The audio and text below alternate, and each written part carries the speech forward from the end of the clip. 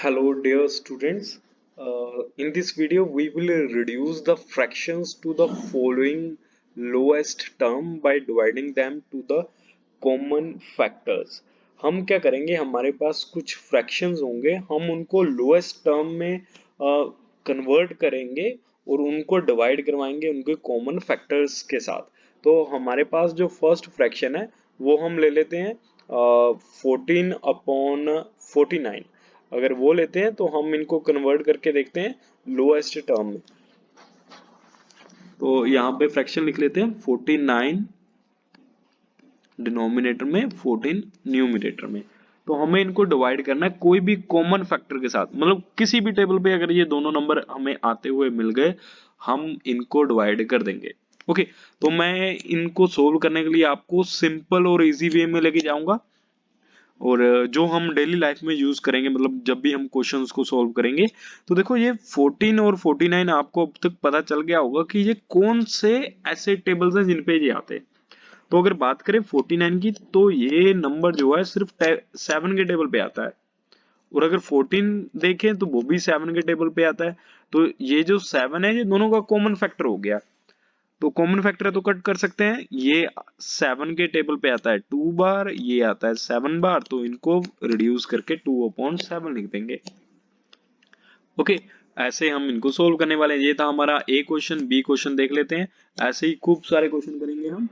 Next question ले लेते हैं 16/64। अब देखो बच्चों, पहले तो हमारे पास एक इवन नंबर और ओड नंबर था। उनकी कहानी मैंने आपको लास्ट वीडियो में बताई थी कि अगर इवन ओड हो तो वो 2 के टेबल पे नहीं आते, बट यहाँ पे दोनों नंबर इवन नंबर्स हैं। इवन नंबर्स हैं तो इनको हम रिड्यूस कर सकते हैं बाय डिवाइडिंग ऑन 2। 2 पे डिवाइड करवा के इनको रिड्यूस कर सकते हैं। 2 पे डिवाइड करना मतलब के दोनों को आधा आधा करना। 16 का आधा कितना हो गया 8, और 64 का आधा कितना हो गया 32। तो ये इनका लोएस्ट टर्म हो गया।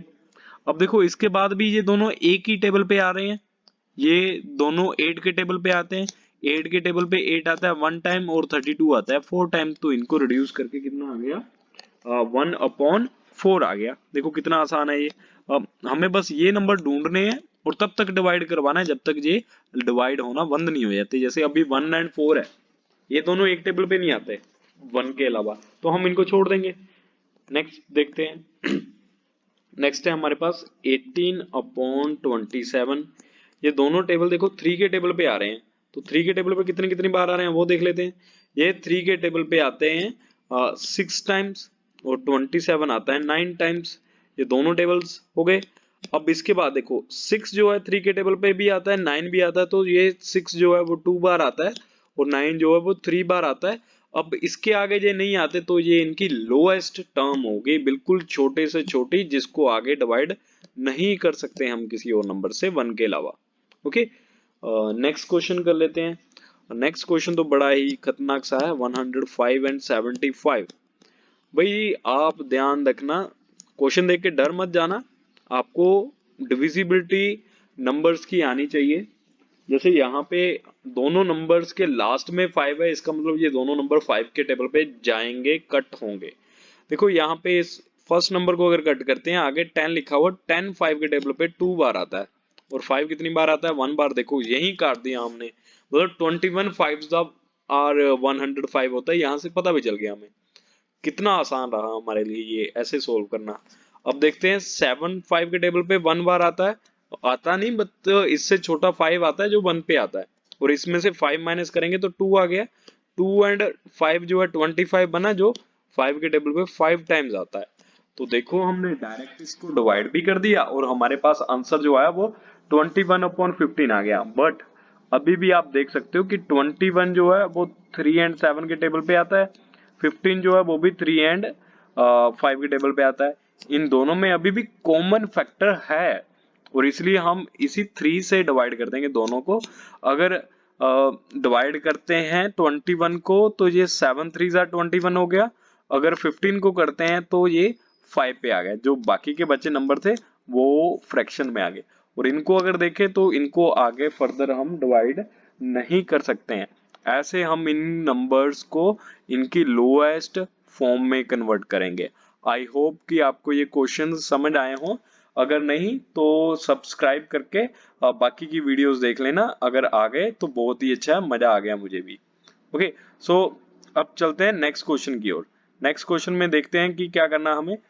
नेक्स्ट क्वेश्चन में बच्चों हमें क्या करना क्या है। नेक्स्ट क्वेश्चन में कुछ भी नहीं, वो तो बहुत आसान है, सिर्फ आपको मेरी बात सुननी है और कुछ नहीं। अब हम बढ़ते हैं हमारी नेक्स्ट एक्सरसाइज की ओर, जिसका नाम है एक्सरसाइज 4 और करके काम नो एनी क्वेश्चन मोर। और इसमें फर्स्ट क्वेश्चन होगा use this sign and this sign. ये दोनों साइन यूज करने हैं हमें।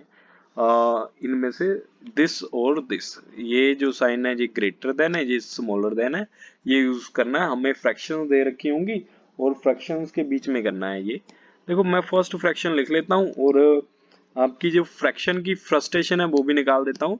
ये 7/11, अगर यहाँ पे नवंबर लिख दें तो 7/11 नवंबर मेरा डेट ऑफ बर्थ हो जाएगा। ओके, तो उसे छोड़ते हैं, नेक्स्ट लिखते हैं 9/11। अब इन दोनों फ्रैक्शन में कौन सी बड़ी फ्रैक्शन होगी, ये बहुत बड़ा सवाल है हमारे लिए। ये क्वेश्चन थर्ड क्लास से शुरू हो जाता है, फोर्थ में आता है, फिफ्थ में आता है, सिक्स में आता है, सेवंथ में आता है, एट्थ में, नाइन्थ में, 10th तक जाता है ये क्वेश्चन। फिर 11th 12th में पूछते नहीं, वो बोलते हैं कि आप लोगों ने अभी तक सीखा नहीं जो 11th 12th में देंगे, तो इसलिए उन क्लासेस में नहीं आता। बट हमें पता होना चाहिए कि दोनों में से बड़ा कौन है। तो उसके लिए नीचे के जो डिनोमिनेटर हैं वो क्या होने चाहिए, सेम सबसे पहले। ठीक है, अगर डिनोमिनेटर सेम है तो हम इनको कंपेयर कर सकते हैं, अदरवाइज हम इनको कंपेयर नहीं कर सकते। अब देखो नीचे के नंबर दोनों 11 है तो सेम हुआ है। अब कैसे कंपेयर करेंगे, देखो न्यूमरेटर के ऊपर देखेंगे, न्यूमरेटर में यहाँ पे 7 है और यहाँ पे 9 है, तो दोनों में से कौन सा बड़ा है, 9, तो हम ऐसे लिख देंगे। अब इसे रीड कैसे करेंगे, इसको रीड करना मैं आपको एक बार लिख देता हूँ, आपको लिखना नहीं है बट एक बार सुन लीजिए।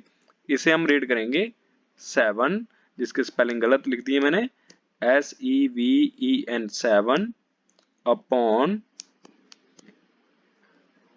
11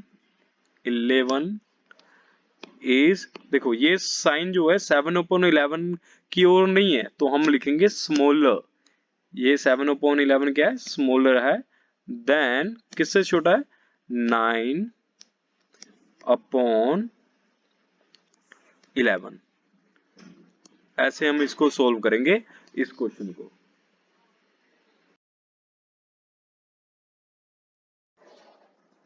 सो नेक्स्ट हम मूव करते हैं हमारे नेक्स्ट क्वेश्चन की ओर बढ़ते हैं।